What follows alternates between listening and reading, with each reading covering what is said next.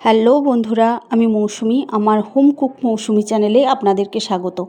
আজ আমি বানিয়েছি কাতলা মাছের চপ। প্রথমে কাতলা মাছগুলোকে সেদ্ধ করে কাটা ছাড়িয়ে রাখতে হবে।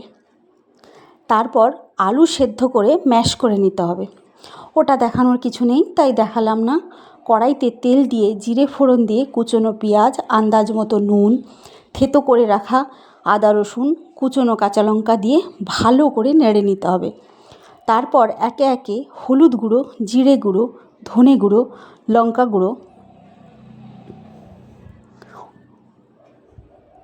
আর অল্প একটু সামান্য জল দিয়ে মশলাটা ভালো করে কষে নিতে হবে। তারপর একটু মশলাটা শুকিয়ে এলে 1 চিমটি নুন দিলে যাতে ব্যালেন্স হয় আর কি নুনের। তারপর কাটা ছাড়ানো সেদ্ধ করা কাতলা মাছ ভাজা ভাজা করে নিতে হবে।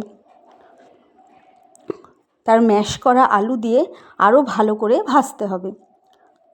তারপর ব্রাইন্ডিংয়ের জন্য ব্রেড ক্রাম্বস দিয়ে ভালো করে মাখিয়ে গরম মশলা দিয়ে নামিয়ে রাখতে হবে, একটু ঠান্ডা করার জন্য, যাতে চপের আকার গড়া যায়। তারপর চপের আকারে গড়ে যার যেমন ইচ্ছে শেপ বানিয়ে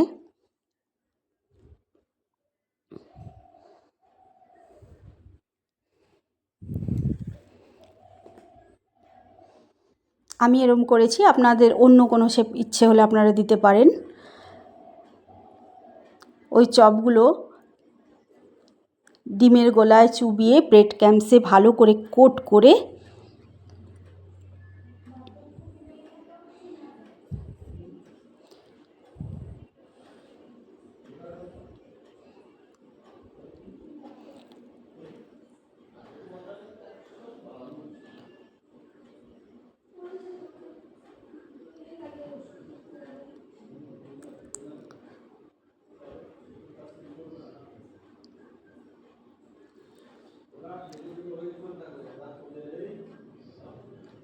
তারপর লাল লাল করে ভেজে তুলে নিলেই রেডি হয়ে যাবে কাতলা মাছের চপ।